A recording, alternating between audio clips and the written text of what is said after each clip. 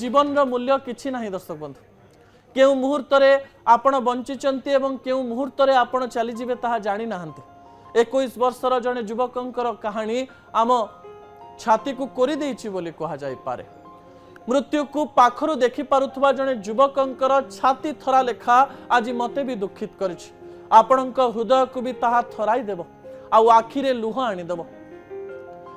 कोलोरेक्टाल कर्कट रोगरे कैंसर रोगरे पीड़ित थिबा जने युवक रेडिट रे करिथिबा पोस्ट एबे समस्तंकु भाव विहलित करिछि। द्वितीय भगवान अर्थात डाक्टर जेतेबेले हार मानि जाइचंती एबे से मृत्यु आड़कु निकटतर हेउचंती बोली जानि जाइचंती।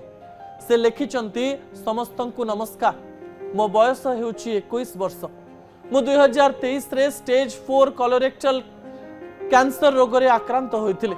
अधिक केमोथेरापी सेशन एवं मु अधिक दिन डाक्तरखाना रे रहिबा परे डाक्तर माने मते कहिचंती जे चेष्टा करबा को आ किछि बाकी नाही तमे आ बंचिबो नाही। एबे मु जहा सब देखुची से सबु मो पाई शेष बोली जानी भारी कष्ट लागुची। दीपावली शीघ्र आसुची एवं रास्ता गुडी करे लाइट देखा जाउची। मु सेमानंकु शेष थर पाई देखिबी बोली जानिबा कष्टकर। मु लाइट हस एवं शब्द को मिस करिबी। मो जीवन नीरवरे शेष हो जाउथवा बेले यह देखिबा अद्भुत लागे। मु जाने जे आसंता वर्ष मो स्थान रे केही दीप जळाइबे सेते बेले मु केवल एक स्मृति रे थिबी।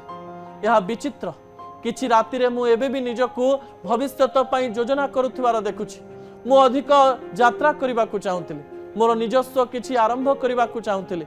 बोधवे परिस्थिति भल हेबा परे एक कुकुर पोष्य भाव रे रखि थांती हेले मोर मने पड़ीगला जे मोर बयस सरी जाइछि। मु एबे घरे अछि एवं मो बापा मां को मुहरे थिबा दुख स्पष्ट बारी होई पड़ुछि। मु प्रकृत रे जानि नाही जे मु काहे कि एई पोस्ट करूछि।